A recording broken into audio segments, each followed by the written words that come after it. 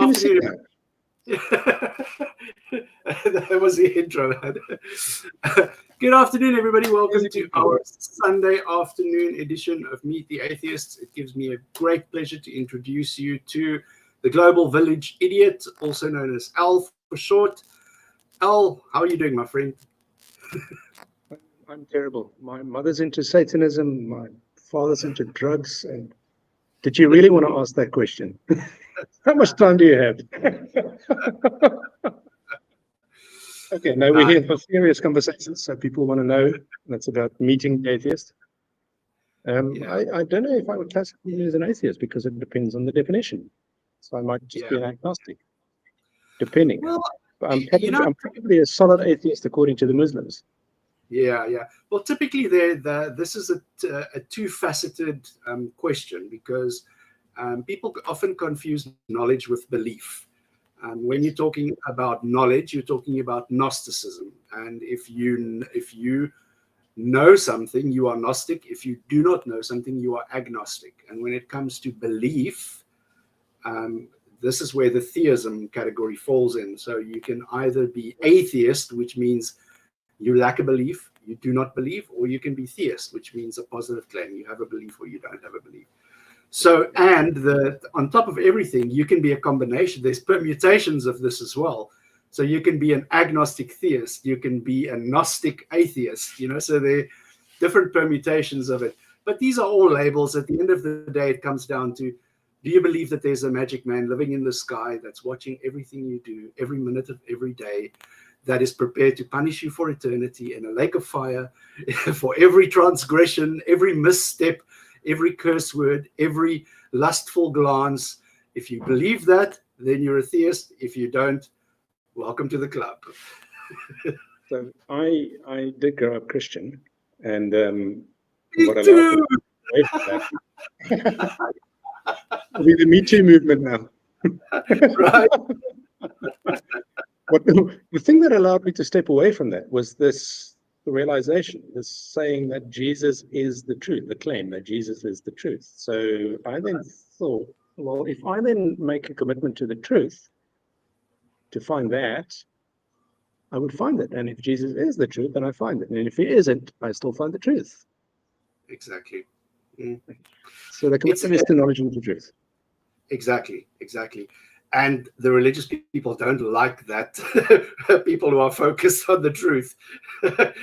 So in discussions with religious people, I have recently, so the reason for the Global Village Idiot name is because I realized in the past few years how much of an idiot I am.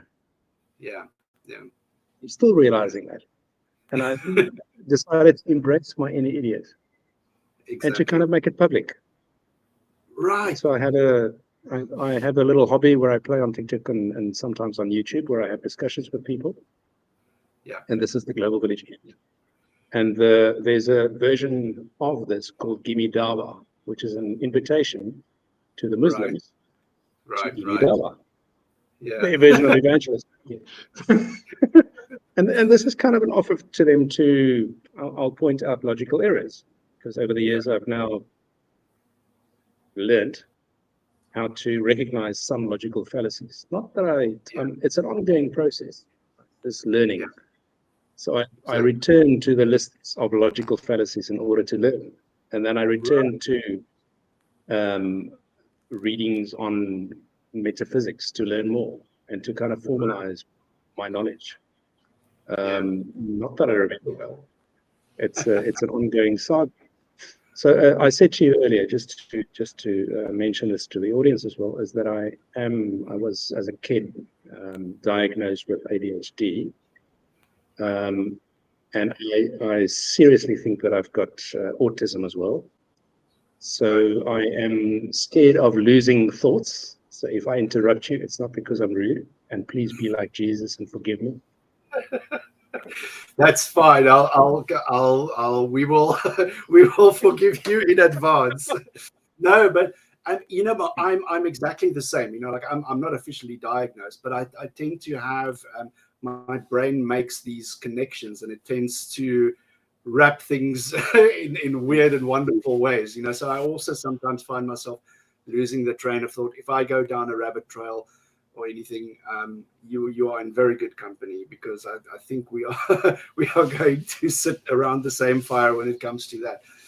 But it's interesting that you mention this idea that you want to challenge the Muslim faith, because in my experience and my opinion, encountering these peaceful Muslims online, I mean, So peaceful that they'll do anything to bring that about. Yes, a piece of you here and a piece of you there, including that. Yes. But the funny thing is, that particular religion is extremely pernicious, especially when introduced to an African context. We look at countries like Nigeria, we look at West Africa per se, where don't touch them on their prophet, because they get very, very upset, and to the extent where it's almost as if they worship the prophet along with Allah. Yeah. Although they claim monotheism. Yeah. But the reverence for the prophet is to that. You can touch Allah, but don't touch the prophet. Yeah, it's crazy. It's crazy. And the thing is, I don't know if you've also experienced this now, having left religion. It's when you look back at it, I feel like I'm standing on the edge of a circus, and I've just left the circus, and I'm looking back, at all the crazy, and realizing that we actually, I think I find myself thinking that I'm fortunate for having discovered this, because I look at it, and there's no gentle way to put it, but it looks, when you look back at it, I feel like I was fooled, I was tricked, and I was duped, and I completely bought into the delusion 100%. So as we all do, right? So here's the thing. Here's the thing. Daniel Dennett said this little phrase where he said, "There's no easy way to tell somebody that they committed their life to the delusion." Exactly. There's another thought that if we talk about being rude to people or disrespectful. In order to be truthful and be authentic and to have honest conversations with people, we have to risk offense. We have to risk being offensive. Yeah. There's an interesting thought that I have. I get these sometimes very stupid thoughts. This one doesn't quite make sense, but it kind of proves the point. If somebody takes offense without it being given, is it theft? It's true. I don't remember where I heard it. There's also this train of thought along the lines of offense is something that's taken. It's not yes. So. But now the thing is, you can go into a situation with a deliberate intent to provoke and antagonize and offend. And it's and then it can be clear. But the perception of offense is a subjective thing. Yeah. It's a subjective judgment and a subjective inference that we make based on our experience. Correct. It's not an objective qualification. I want to hear your take on this. Speaking of subjective and objective, do you think there is such a thing as an objective, something that is objective? So here's what I could figure out so far. What I think I could figure out so far. And I think what we also need to do is use the word "it seems like" much more. Yeah. And I think that much more, instead of making statements as if it is the absolute truth. Yeah. So what I seem to have figured so far is that there seem to be an objective reality out there, but we can ever only interpret this subjectively through the model making that our brains does. Each of us individually creates a little picture of what we think is going on of the world, of the reality out there. And this is influenced by many things. This is culture, This is your biochemistry in your body. This is your brain biochemistry. This is your past experiences, your traumas, everything you use to interpret what is going on. And what they've shown in neurology is that we are at least 2.6 or something like that, milliseconds behind reality. So we are never in touch with reality. We are always behind reality and then interpreting it and then making it up. So we presupposing reality and we kind of justifying it afterwards is what neurology has shown. Yeah. I mean, so this is the experience of reality only of the objective reality out there. Yeah. This is the thing, you know, the reason why I asked this question is because theists are very, very fond of claiming objective morality. And this morning I was, you know, we were in the South African Secular Society, had a Zoom meeting with Dr. Leo Igwe. It was very, very informative. Love listening to that guy. And it reminded me of something that he said where it was along the lines of religion seeks to impose itself. You know, it seeks to impose itself on concepts that are actually humanitarian in nature. And these are things and claim it for itself. Like ethics, morality, sexuality, gender roles, all of this. And religion comes and it just imposes itself upon that. And claim to be the answer to those things. Exactly. And what's the thing about having all the answers? The creepy word in that is totalitarian. Yes. It claims to be the solution to all the problems. Islam is the most totalitarian of the current ones. The only reason Christianity has softened is because of the Enlightenment, is because of the actions of atheists and engagements of atheists, having conversations and having open conversations, and showing up the errors of Christianity. That's the only reason it's softened. Islam is only starting to go through that process now. I was going to ask you, do you think it's even possible that there can be a reformation per se in Islam? Because the teachings do not allow it. Exactly. Right? The current way they view it doesn't allow it. And the Quran, if you take it as that text, does not allow it. But having said that, apparently Islam in the past, Muslims in the past, the first Muslims and the following few generations didn't believe what the guys now believe. The belief system now is a different interpretation to what it was then. So maybe.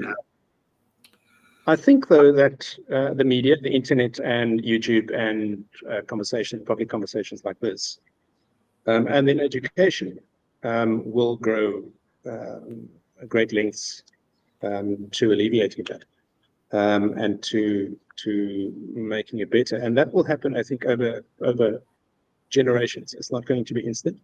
I think we already see a great movement taking place with apostates. And I think the apostates in this climate, it's much more difficult for apostates from Islam to take place than it was in Christianity, and was in Christianity. And in Christianity, if you want to move away from Christianity right now, it's the easiest thing in history. Exactly. But in Islam, it was still very difficult because they lose everything. Exactly. There's you pay a very, very high social price when you are an apostate in Islam compared to Christianity or any, I mean, even of the Abrahamic faiths. I think Islam is the harshest in the way that it deals with dissent, criticism, apostasy. Exactly. That's the thing. It's like I'm just waiting. Like, when are you guys bringing out the Kool-Aid? When are you serving the Kool-Aid? Yeah, exactly. But it is a death cult. So if you look at the definition of a cult, and how Islam operates and how our Christianity used to operate in pockets of Christianity, it's a cult. Exactly. And I mean, this yearning. The Kool-Aid question comes in. It is a death cult. So it is a celebration if you can sacrifice your child. It's a child sacrificing death cult. Yeah. we see those videos online. We see the videos that are filmed in Gaza where people, there's celebrations when somebody goes and terminates themselves in an explosive farewell to the world. Yes. It's really scary because it almost has an apocalyptic type of end world flavor to it. Yes. It's It's done the in, belief system, and they're trying to bring it about. yeah. They try to enforce it and bring it about faster, similar to the apocalyptic Christians. Yeah. And the thing is, it's done as a intimidation tactic and a fear tactic. There's yes. The only reason people would go to those extremes is because if you really believed that sacrificing yourself will send you directly to heaven, you'll go and you'll do it in the privacy of your own home. You'll go and you'll say your most sincerest devout prayer and terminate yourself in one final ascending whatever.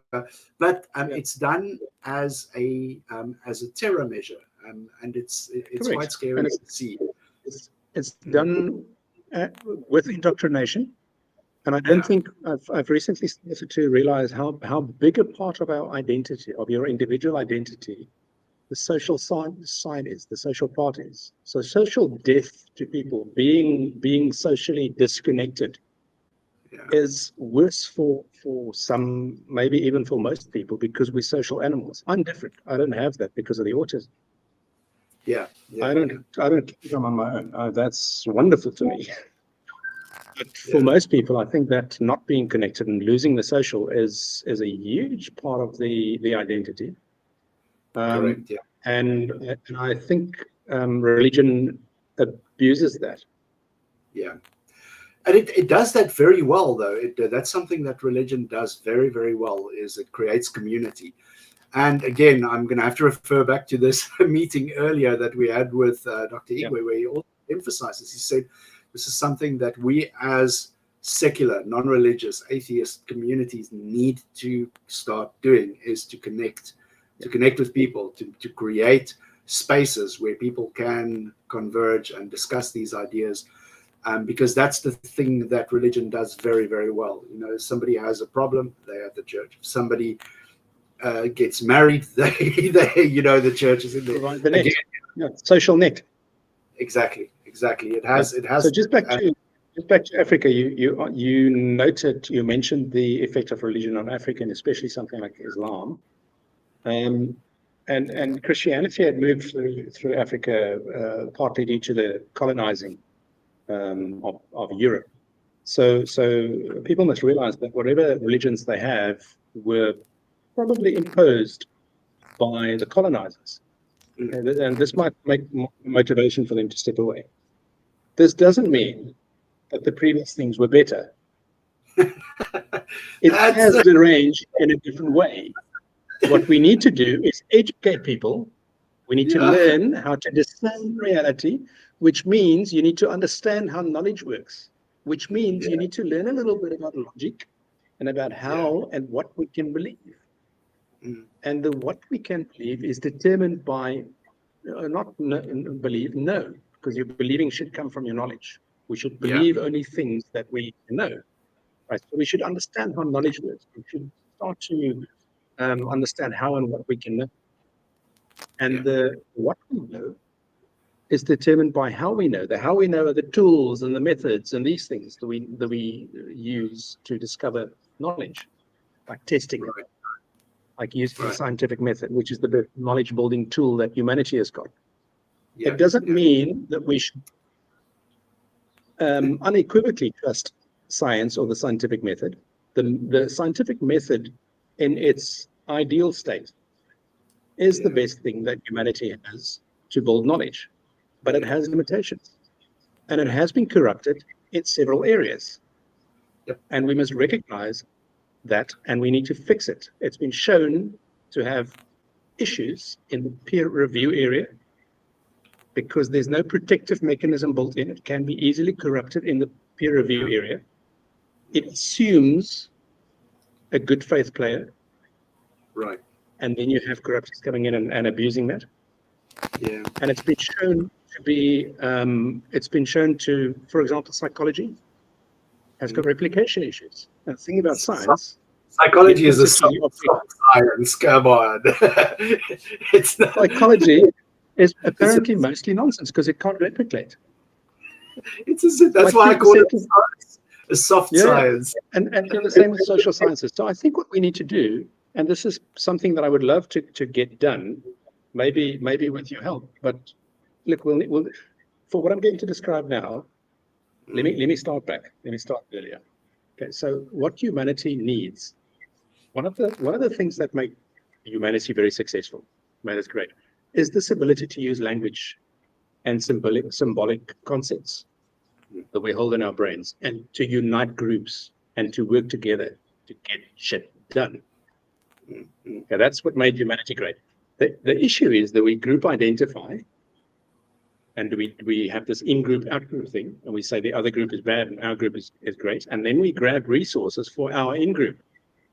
What we need to do now is realize that we are on this global village together, spaceship Earth, as Buckminster Philip called it, global village, as Marshall McLuhan called it. Yeah. We're on this together, and the only way we're going to get out of here alive, our future generations are getting out of here alive, and we survive, is if we ride this thing together. Stop the resource grabbing, maybe localize like the Swiss canton system, political system, but stop the resource grabbing, empower people with knowledge to think for themselves instead of manipulating them, and build what we do need, and what we get in groups is this shared reality that we can agree upon. So Christianity has got a shared reality that they can agree upon, unless they then disagree, and then you get a splinter group forming part of the 36,000 sects. And they own their own in-group, and they start doing their own thing. Okay. So but it's interesting that you mentioned this, because this makes me think back to, I can't remember where I heard it, but there was this idea where it was talking about the utility versus the veracity of our beliefs, where sometimes the utility of a bad belief or something that's not true actually aids the survival of a specific organism or a species. In our case, this idea of tribalism. Before we could even conceive of another country or another continent, we knew instinctively that if we stuck together, we tend to survive more. The people who went out into the savannah didn't come back. That's what we've always done. Yeah, it's programmed into us in a certain extent. It's part of our biology. But now we've evolved as a species in terms of what we can conceptualize. One would hope. Yeah, but I mean, like, just the fact that we are, for the first time in human history, we are globally connected. We can share ideas. Yes. For the first time, we've got the technology. Correct. So this is basically a technological revolution and evolution that is affecting us on a would you say psychological, or it's not necessarily affecting us on a biological level, but definitely on a psychological level. So it's impacting brains, it's impacting belief systems, it's impacting culture and change. But the point about the shared reality is the danger of the global village is idiot discovered it will rule us. I don't get that sentence, Bulalam. This is the danger of the global village is idiots discovering it, and they will rule us, I think, is what it's.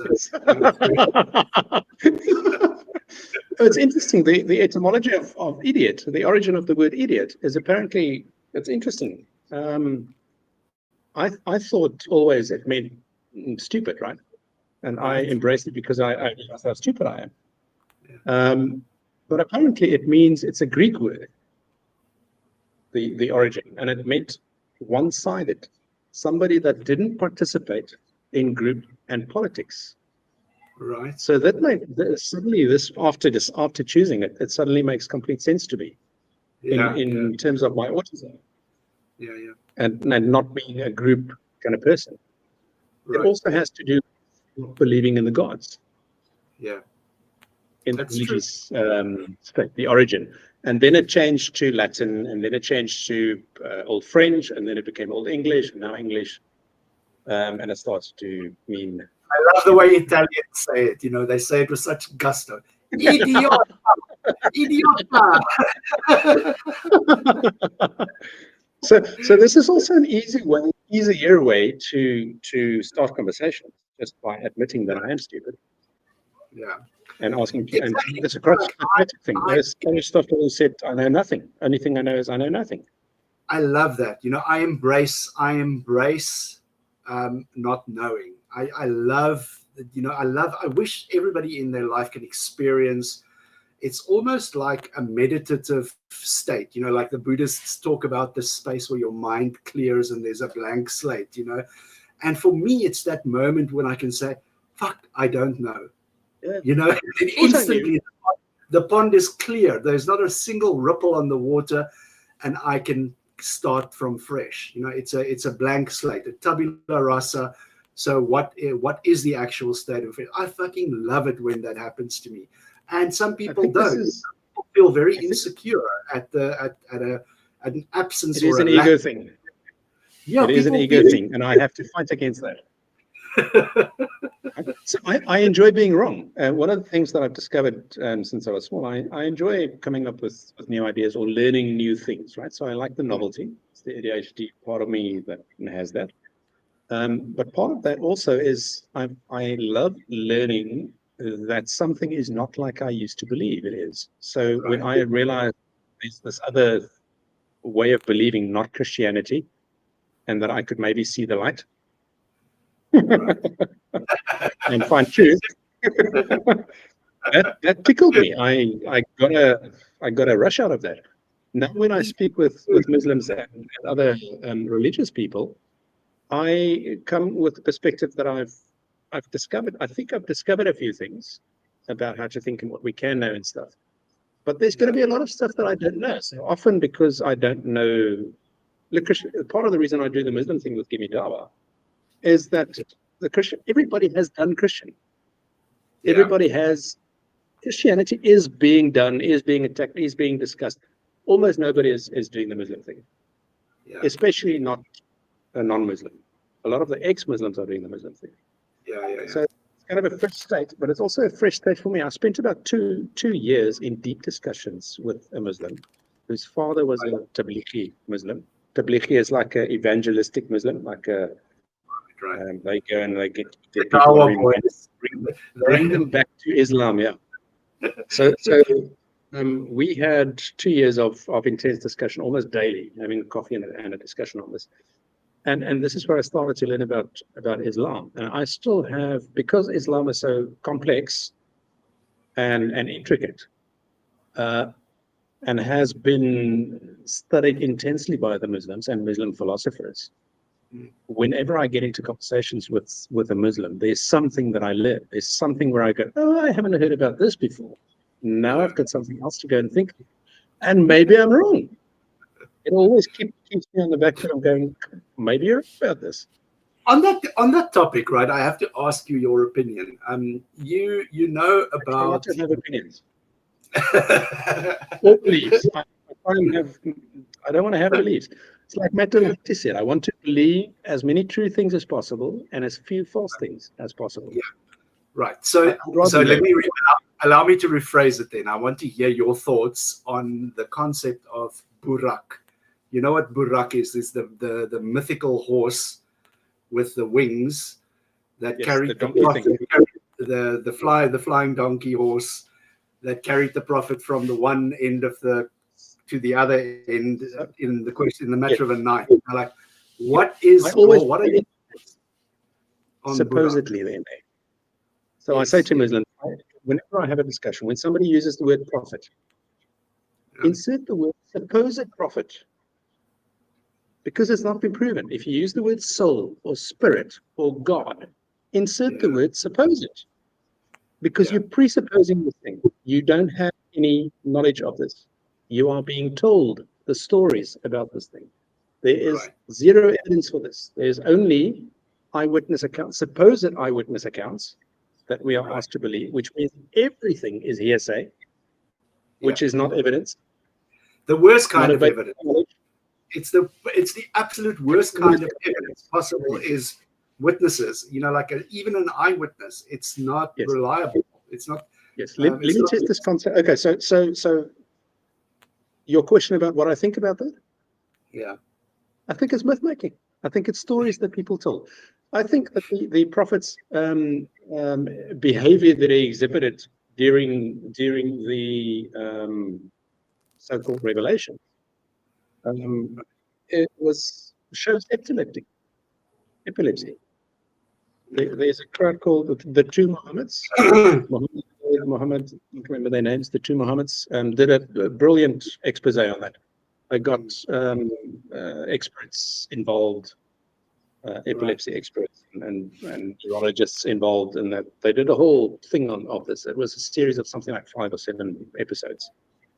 Right. So I think this is typical myth making. Right. And are you perhaps a mythicist when it comes to Christianity? I don't know. I don't have the knowledge. Right. So the best that I can do is listen to the experts who do actually study these things. Yeah. And according to apparently, in terms of knowledge, there's no such thing as a historical fact. Right. There's only people's opinion of what they have and what they have read. Okay, so there's only expert opinion, similar to in Muslim, in Islam. The scholars might have done a lot of reading of the scriptures and the hadith and the history and the things, but it's their opinion. Right. It is not a certainty; it's an opinion. But the funny thing is, when it comes to Islam, they make some very large claims. You know, the first claim is that the original Quran. How's that? How does it go? So the grandiosity of the claim is inversely proportional to the evidence provided in support of it. Yes. And the basic principle is burden of proof. He who makes the claim or the assertion must bring the evidence. And if you have a huge claim, you must bring huge evidence. Exactly. You're digging yourself a hole. The thing is, there's this narrative that the Quran, as we know it today, is unadulterated. It is as Jibril first spoke it to Muhammad many, many moons ago, which is not actually the case, which is not actually the case, because there is different, first of all, there's different versions. There is different versions. 7 different. Yes. And in addition to that, there are different readings, because Arabic is not written with vowels or something apparently there. But this is what I had. So even you can have a version of the Quran that has a couple of different readings, and the difference, and Muslims always brush this off. They brush it off and say the differences are so minimal, it does not really affect the interpretation. Apparently, there are a few instances where it does make a meaningful difference, and there are lists of these meaningful differences. Significant difference. There's also, I can't remember his name. There's a scholar who has recently gone through some of the old manuscripts, and he published Dan Brubaker, I think is his name, and he published a book and is continuing to publish as he goes these differences, and he shows how the manuscripts were deleted in some places and changed in some places. And the goat ate them or something. What's the story about the goat? Aisha saying the goat ate it, and then the Muslims will then say that was not you get different classifications of hadith. Okay, and if something is a sahih hadith, it's a hadith, it's the best quality hadith, it's most believable. And then they will say, the Muslims will say, but that's not a high quality hadith.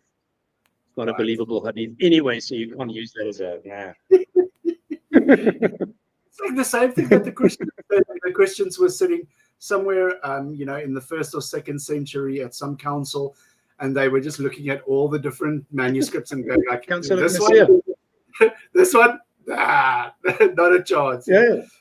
Virgin birth, yeah, we'll go with that one. This one, no, that's too far-fetched. By the way, I know a woman who was a virgin and gave birth. So it's a completely natural thing. It's not a supernatural thing. She and the boyfriend played around. She got pregnant. There was no insertion. There was no virgin behind or anything like that. Right. It's just that the semen got in. She got pregnant.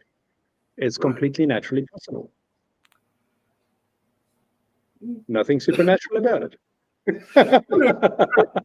Well, we have to see. You have to. But in the same. There wasn't earthly daddy. Yeah, it must. Yeah, you have to say. At least we know there was a daddy. Yes. This is atypical. This is definitely an atypical course of events. You have to confess that. That's great. So I think part of what you do is you try and make atheism. You try and show people that atheism is more prevalent. Right. It is also more rational. Yeah. It's a rational way of engaging people. I must say that. So years ago, I was already atheist. But part of how I became atheist, I guess, is this commitment to truth, which was an artistic direction. It's what autistic people do. They've got this commitment to truth anyway. And I then started reading, and this was the beginning of the internet. Stuff started to become available. And I started to read some of the atheist quotes and some of the atheist thoughts. This collection of atheist quotes. And you can just immediately see the logic in this. It makes sense. And then questioning some of the things that don't make sense in religion, where it's not logical, that helped. Something else that helped was reading a wonderful series called The Discworld. I don't know if you've ever read it. The Discworld novels. Terry Pratchett. I've heard of Terry Pratchett. Yes, I have not gone there. No. It's such a wonderfully absurd, fun, hilarious way of learning how to think better. Yeah. He calls out the myth making. He makes little stories of the myth making and then shows it in very hilarious, funny ways. Yeah. How it's stupid. It's funny. I wish this for every single person alive. I wish that once in your lifetime, a very, very sacred cow, something that you hold so dearly, gets shattered and obliterated. Yes. Right in front of your eyes, because that is the most liberating experience. Yes, it's a wonderful liberating. Because as soon as you go beyond the initial grief and loss of this idea that you've held so dearly, it forces you to take stock.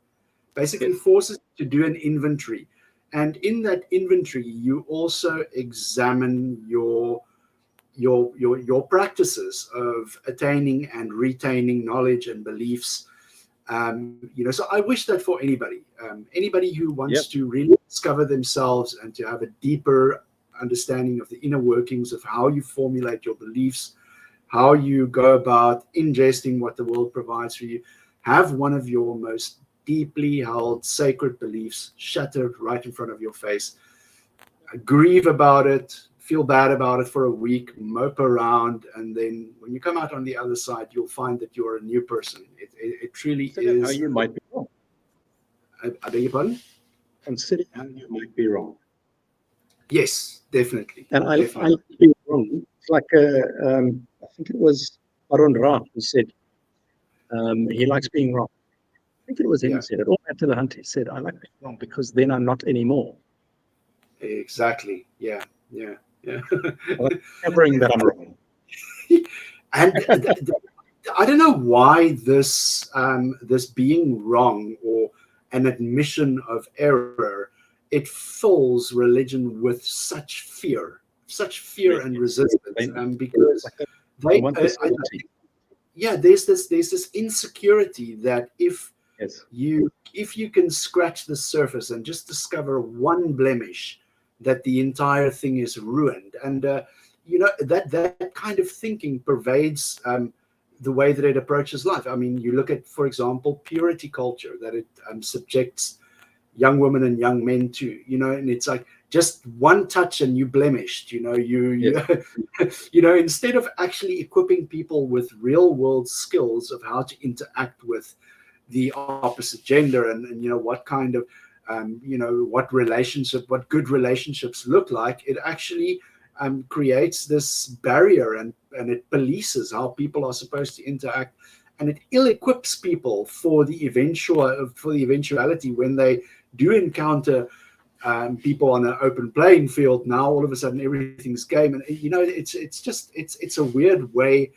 It's counterproductive, and it actually is to the detriment of religion. And I think it's going to discover eventually that indeed it was its own worst enemy from the onset with these bad ideas. Because these bad ideas, it's like dropping a fizzy tablet in a glass of water. It's just it dissolves all over. Yes. It's I think Terry Pratchett had this phrase. Oh no, Douglas Adams made this little, I think it was the dragon, some dragon story, but he told the story, and then he had this phrase at the end where he says, and poof, God evaporates in a puff of logic. So this is another thing that I've discovered. So in terms of knowledge, here's how I would define God. Definition of God, at best, in terms of knowledge, how we could define God is, at best, God is a presupposing metaphysical argument. Yeah, that's it. That's a concept. For me, I would define God as a placeholder, like a variable in an equation. When we can't explain something, then you say that's God. It's something that explains an unknown thing, but it's a think stopper. Yeah, but the thing is, this placeholder does not travel by itself. It travels with a massive amount of luggage that it's logging with it. And the thing is, I get it. I get it. Reality. Yeah, people find comfort in this. It is that they hold it dear to themselves. My mother finds comfort in this. Yeah, you cannot take it away from them. It would be cruel. It would be cruel to take this away from people who find fulfillment and satisfaction and whatever in it. But we have to draw the line. Yeah, we have to draw the line somewhere where we say, look, this is your thing. It does not fit into reality. It belongs there on the shelf with Harry Potter and the Kraken, and that's where you need to keep that. You cannot bring that over here where we're doing serious work with science, and we're working with people's lives and health and the prosperity of society, the survival of the human race. You cannot bring the stuff that belongs on the shelf with the Kraken and Harry Potter and try and play with that here. Those two things. It's like Dawkins said about science. It works, bitches. It's true. If religion worked, then it's the utility. Hospitals would be empty. Yeah, exactly. When you think about it's just this is why I love listening to people who label themselves as humanists. Because 9 times out of 10, you'll find that humanists are the people who are looking for real world solutions to real world problems. They're not the people. You're going to find Islam, the Muslims will soon start grabbing that label for themselves. Right. But why do you listen to humanists? Well, what I was saying is it's because there is it's a practical approach. It's practical where religion. And you're getting back to community now. Yes. And the thing is, religion, it seeks to legitimize itself. It seeks to legitimize itself by saying, look at all the charity we do. Look at all the hospitals we build. Look at all the good we do. Legitimize the line. Yeah. Exactly. So it tries to out the positive. Yeah. It tries to justify its existence by spilling out into these. Whereas humanism for me is the more pure. It's the more it's the philosophy with more pure intention. It is focused exclusively on the well-being of human beings.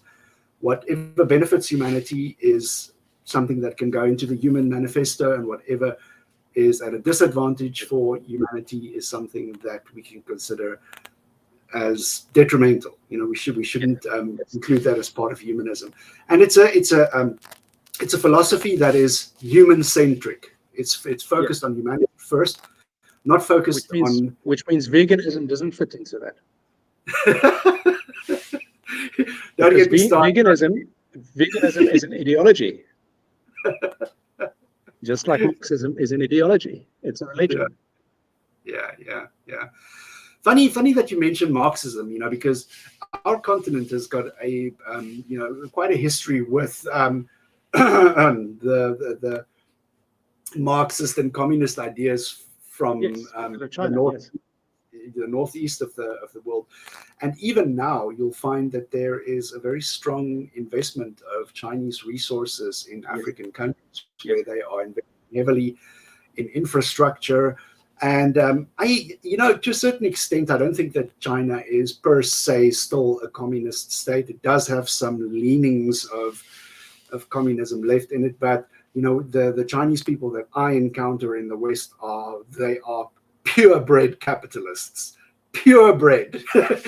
There's not a shred of Marxism in any Chinese person that I've ever met in my life. Could you say that the Chinese culture is so strongly embedded in those individuals that they at any time could be activated and recalled by China? I don't know. I don't know. There has to be a. It seems to me, my irrational fear in my head is that they might be sleeper agents. That culture is so strongly embedded. There's an office somewhere in Beijing where somebody is sitting behind the red button, waiting to reactivate those sleeper cells. Press the button, yeah. It is an irrational fear that I have, and probably because I don't have much knowledge. I try and follow geopolitics. It's very interesting to look at the state of the world today. I can see where the Enlightenment came from in Europe, and how it then traveled to America, and how that experiment, the political experiment in America, started. And I can see seemingly how corrupted it has become. Right. And how they would use their power as a hegemony, right. To control a lot in the world. And I think there's a lot wrong there. I think we may need better systems than that experiment. Yeah. It's crazy. I look, I have this utopian vision of a society. I don't know. Yes. Call me a dreamer and an idealist, but it's somewhat of a mix between all of these different systems. There are definitely elements of socialism in my utopia. Definitely. There are certain things that humanity, that it should not be left to the individual to do. There's certain things that should not be left to individuals to do. These are things like infrastructure, education. These kind of things need to be socialized, and then there would you put healthcare in there as well? I would. And things like research, especially when it comes to healthcare and humans, like research. Yes, because if a pharma company can do research and present some of the results, but hide the rest, not publish the negative results, that's a problem. It is, yes, it is. Because you see, the thing is, as soon as you put a profit, the motivation of a profit margin into that equation, then people are going to, they're not going to do the research on an altruistic level. They're not going to do it for the betterment. They're going to do it for the motivation of making a profit. So in a certain sense, I doubt whether it's ever possible to eliminate that profit edge from everything, because there's going to be no incentive. There's nothing that's going to incentivize people unless there is some profit margin or profit motive involved in. I mean, the thing is this. I always, my Marxist friends and people that I speak to online, I ask them to show me a prosperous and successful Marxist state. Show me a free and open society that runs as a Marxist state. And I don't know about full Marxist, but some of the Scandinavian countries are somewhat communist. Social democrats. Interesting mix. Yeah, they're called social democrats. What's interesting to me, I was influenced by Ayn Rand when I was younger. I read Ayn Rand. I found that invigorating, inspiring. I got through about 2-3 chapters of Atlas Shrugged, and I couldn't anymore. She was not a good novelist, but she had interesting ideas. A Russian coming from Russia, communist Russia, into America, she then brought some of these ideas. Yeah. And it's economic ideas. It's kind of the libertarian capitalist principles. And then later I found Austrian economics, which was the Austrian economics so Keynesian economics is the economic model that became successful, and was embraced in the West.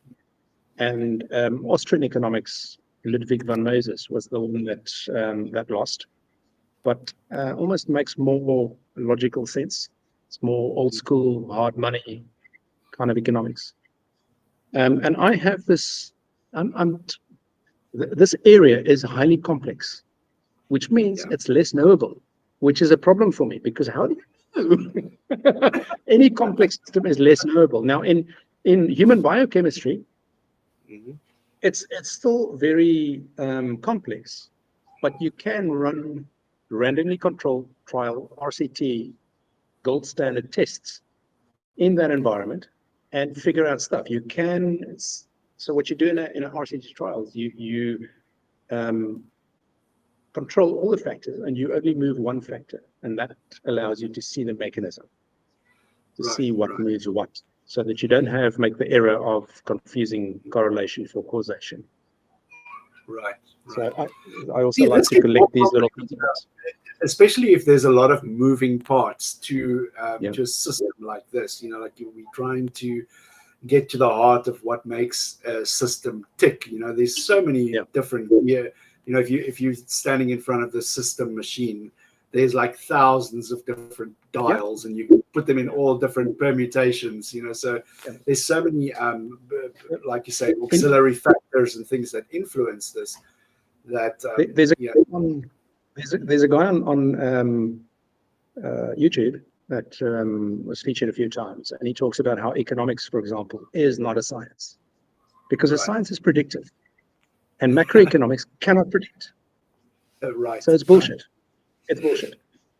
So we need to be careful how and where we apply it, and how much certainty we can attach to these areas of knowledge. And I think it would be hugely useful for humans if we can build a shared reality, which is what science is supposed to be.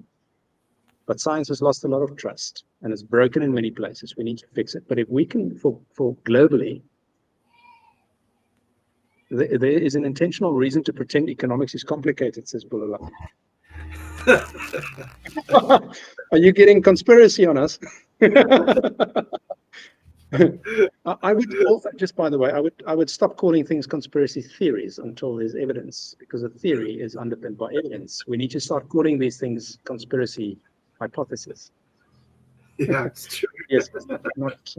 So what we need to do is build this model of reality that we can all agree to. agree upon, right? So that we don't have internal models. Christianity has got this model, Islam has got that model, the Hindus has got that model of reality. The vegans have got this model of reality, and each little one cherry picks their data and believe what they want to believe. What we need is for science to grow up, pull up its pants, and build a model that we can all agree upon.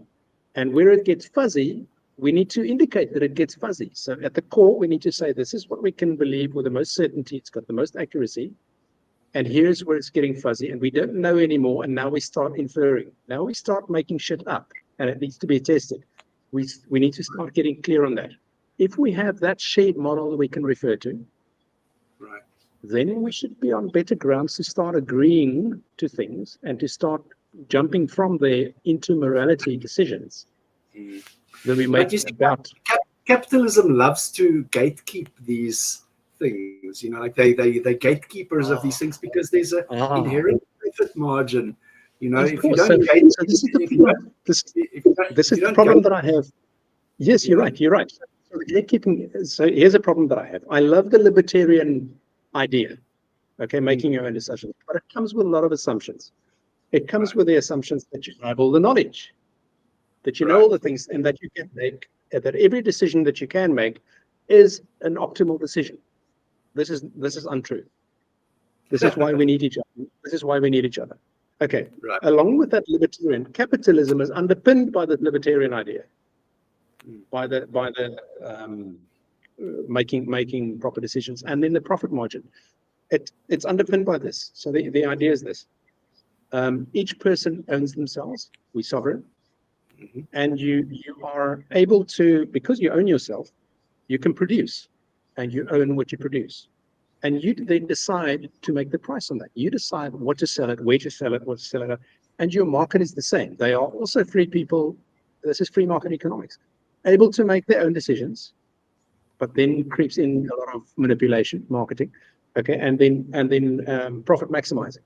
Okay, so now we leave it up to people, and we assume that people have got the right ethics and are fair players in this game, and they're not.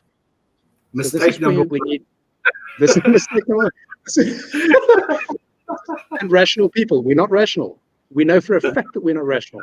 It's like, can't remember his name, who said, we are the easiest person to fool. First rule is to fool yourself and realize that we are the easiest people to fool. So I have this conundrum. I have this love-hate relationship with profit and manipulation and capitalism, and I see the issues with it, and I don't know what the solution is. Yeah. I don't think there is a solution to it.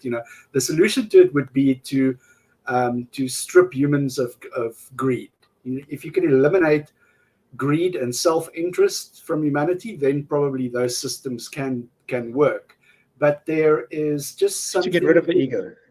Exactly. Ego. There's something inherently selfish, self-centered, and self-driven within us that prevents a system like that, admirable and optimistic as it is in its simplicity and its beauty. We are prevented from accessing it by our nature. Our nature prevents us from engaging in a system like that, from participating in it, and from enjoying the benefits of it. So we already know what the solution is, but we are our own worst enemies in actually accessing and establishing and interpreting, because we don't play by the rules of the system. That's the first thing. This is, I would say that a good way of participating in this world is to let go of certainty and embrace your inner idiot. Realize it's Satan. It's always Satan. So I would say embrace your inner idiot. We need to realize how stupid we are. We need to let go of the ego. We need to more easily be okay with being wrong and fail forward. The concept is fail. Let's be okay with failure. Yeah. Amazing. I see that we're coming to the end of the hour. I would like to carry on. We can indeed. I don't want to keep our audience too long as well. Let me just see here. We've got some more comments.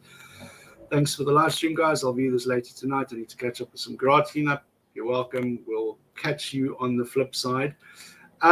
Yeah, no. The thing that I I always, because this is something that we as atheists love to do, is we love to focus on problems and regurgitate problems, and I, whenever I encounter that line of thinking, I always encourage people to, like, what is your solution to this whole thing? Like, what do you think?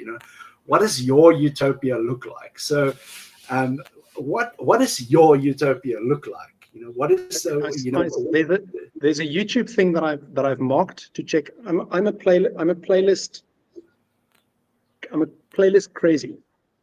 It must be it must be the autism thing. I don't know, because I've broken YouTube with playlists.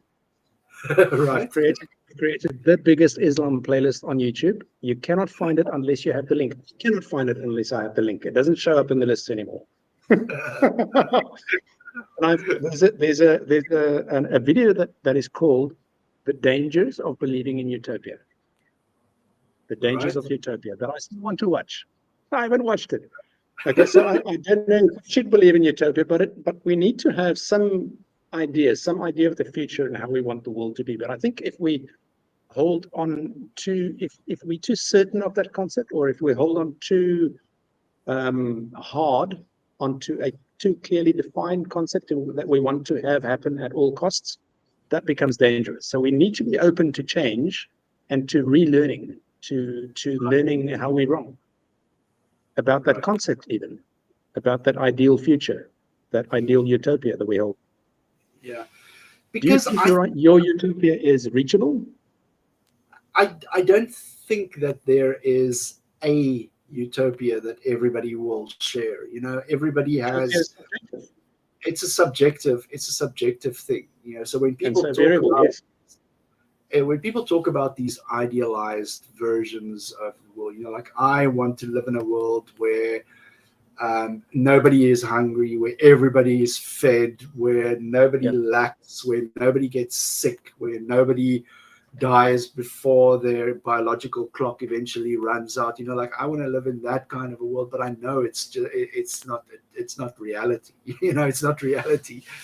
Yeah. So the idea behind this question, to ask somebody what their ideal is because it highlights the way in which they perceive solutions. Like, some people are very system orientated when they approach problems. Other people are more results driven. They don't necessarily consider the steps that they need to take to get to a result. Yeah. Other people, like earlier, are process driven. They'll see things like, what do we need to do first, and then follow up. This is what makes humanity great, is the ability to bring, because we're all different, we all bring different things to the party, and we need to take the best of each person and bring that in, right? Yeah. I think I can be part of the utopia. In my ideal world, I don't want any religion in it, because it's something that's holding people back from progressing.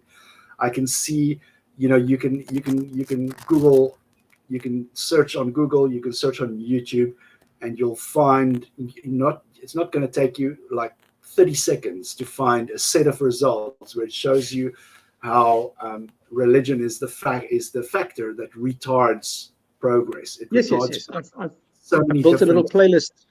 I've built a little playlist of forms of religion. Yeah. I agree with you. But I would elevate that. I would abstractify it to say that anything that is not truth, anything that is not reality related, it's almost like a map. So if you have an incorrect map, you're not going to get to your destination. Right. And each of us have an incorrect map in our heads, because we create reality in our heads. We make it up as we go, based on a lot of false assumptions. The best thing that we can do is to build a better, nearer the objective reality, internal map in our heads. Yeah.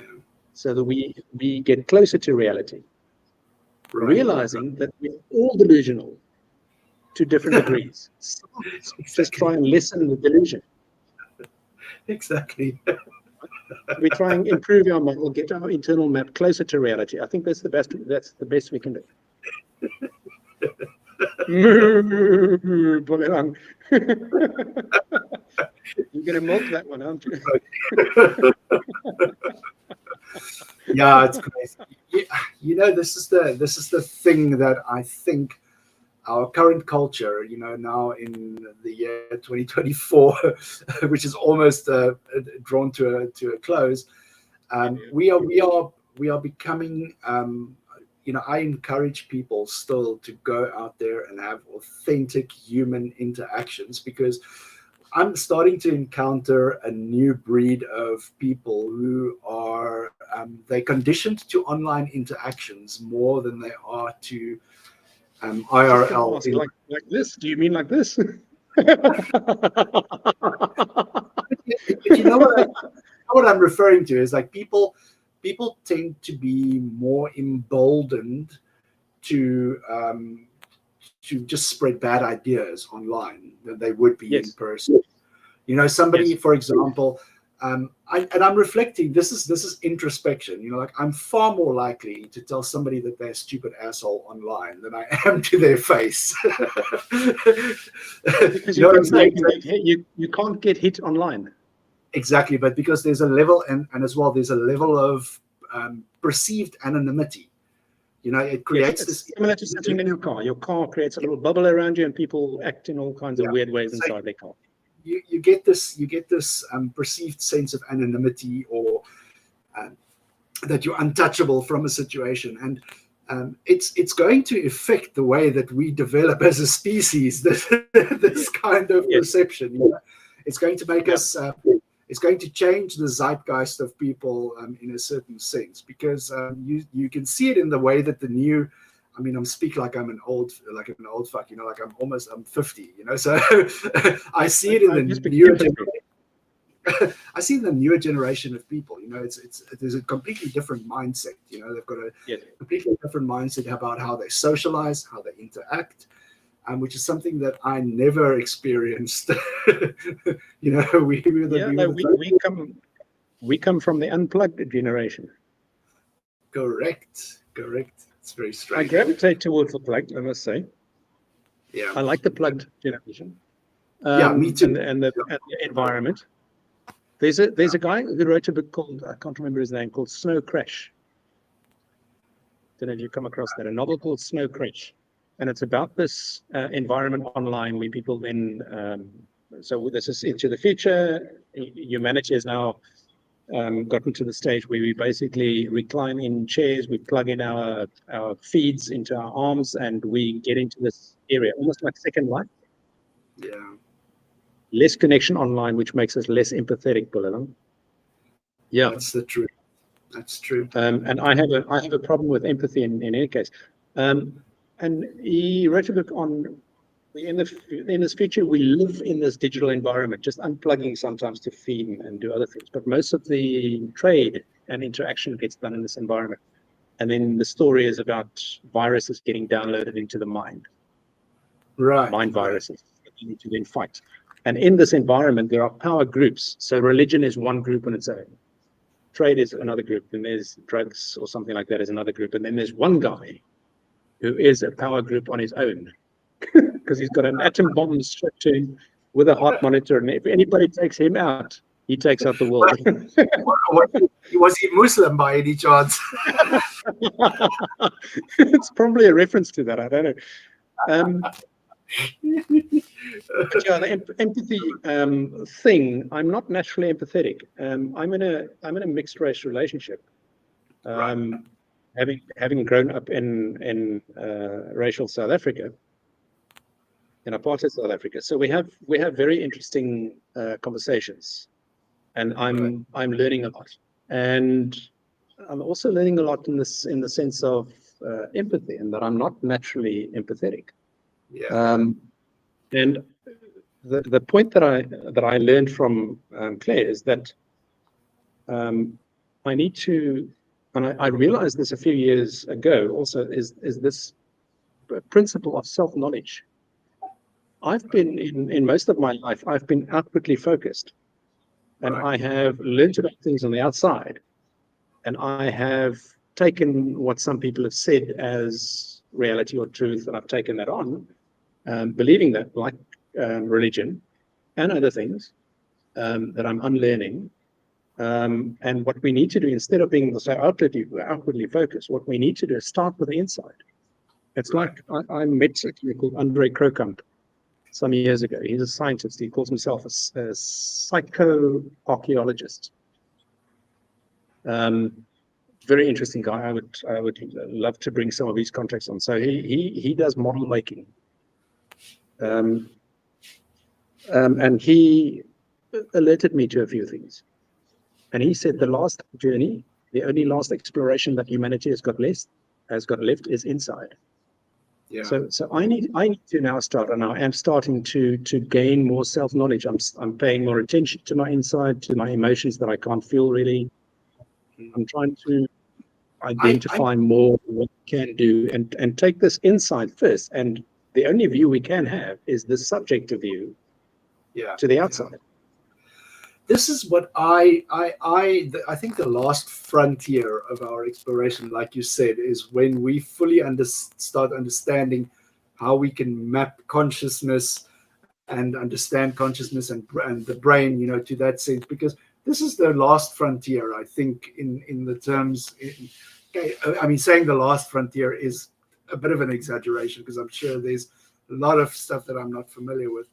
But just it's a field that is so poorly studied. You look at I was fascinated. Hugely interesting.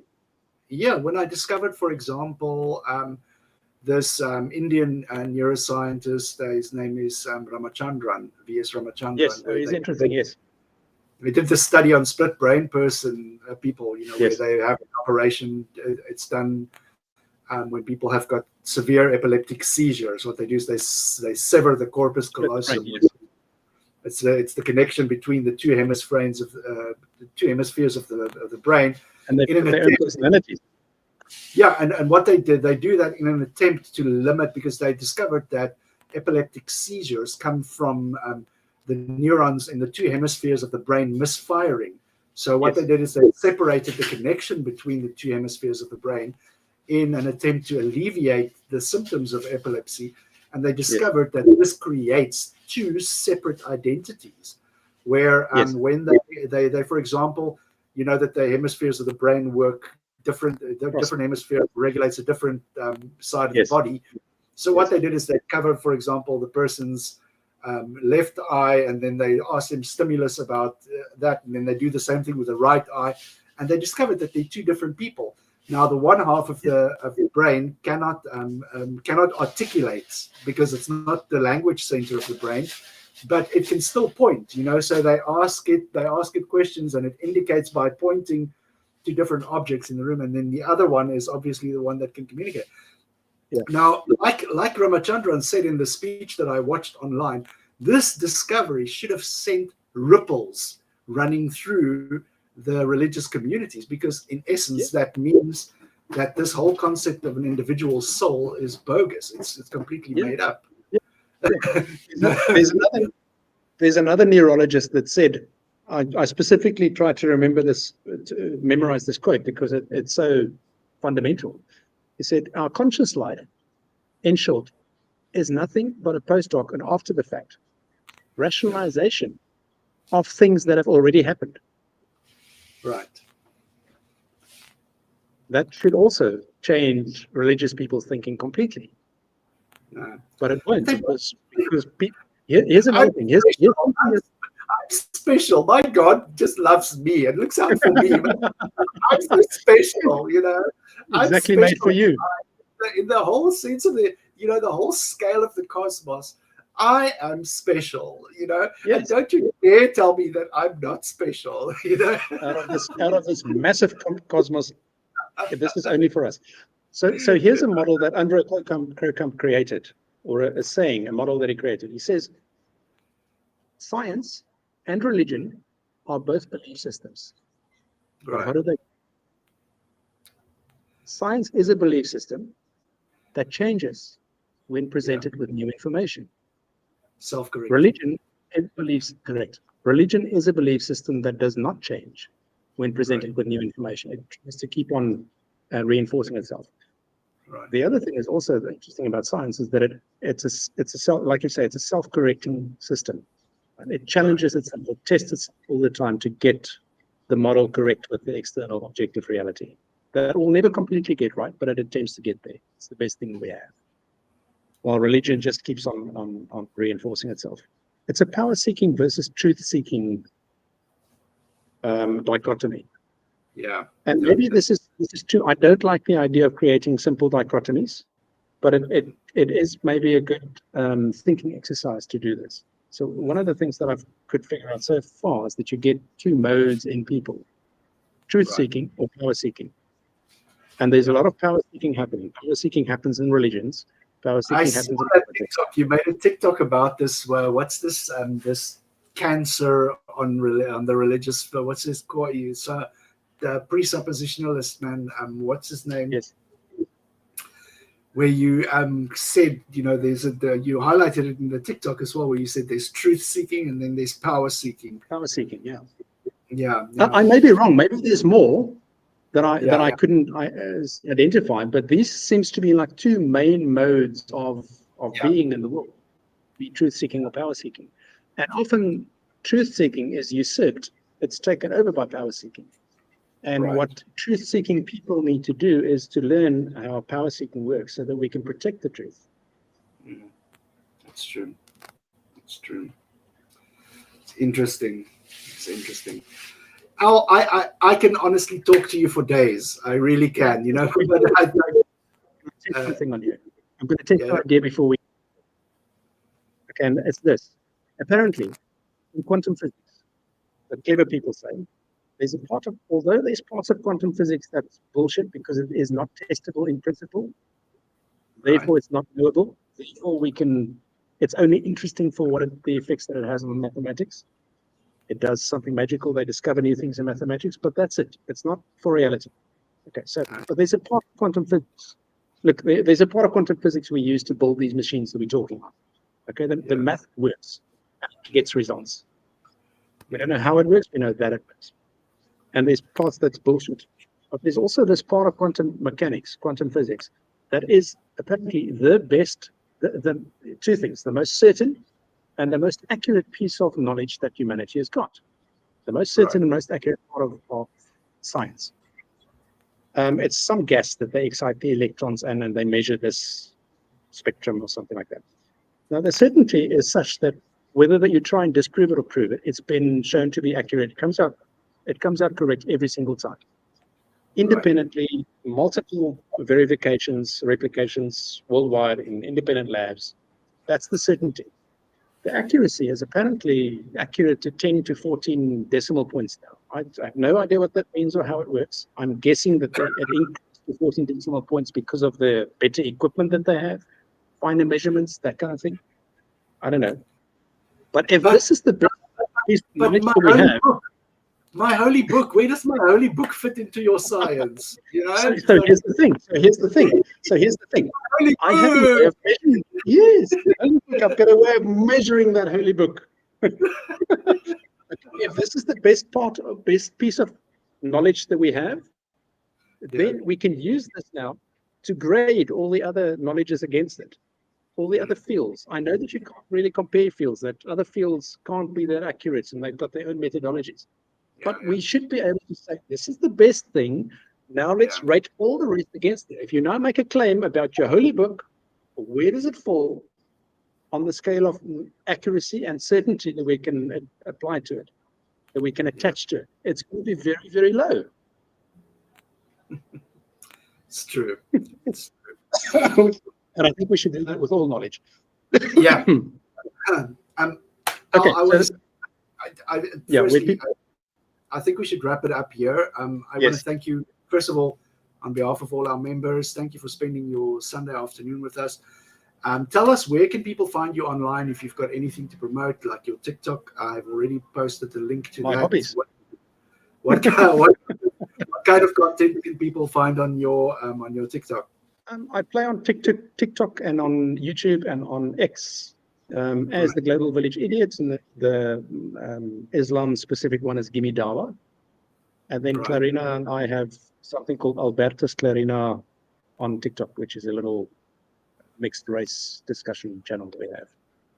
Amazing, amazing. Like I said, if ever you need any, need to connect to any resources in Africa with regards to the atheist community, please feel free to reach out to us. I won't say we are very well connected, but we can definitely point you in the right direction if you need to connect with any other atheists worldwide. And That's to great. our viewers, if you are in need of any, if you want to connect with other atheists, if you feel alone wherever you are in the world, search for Atheist Republic on Facebook. You are bound to find Atheist Republic consulates. We call them consulates in every city. Just make sure that it's the authentic Atheist Republic consulate, because there are some posers who set up fake consulates on Facebook. But you will know them. What does the Bible say? You will know them by their fruit. So be skeptical, be wise, keep your wits about you. But find us on Facebook if you are in need. We are a community of atheists, by atheists, for atheists. If you want to connect with like-minded people without the religion thrown into the mix, feel free to search for us. Keep safe. Enjoy the rest of your week. Have a productive and prosperous new week. And we'll catch you on the flip side. Thank you so much for joining us. Embrace you in an idiot.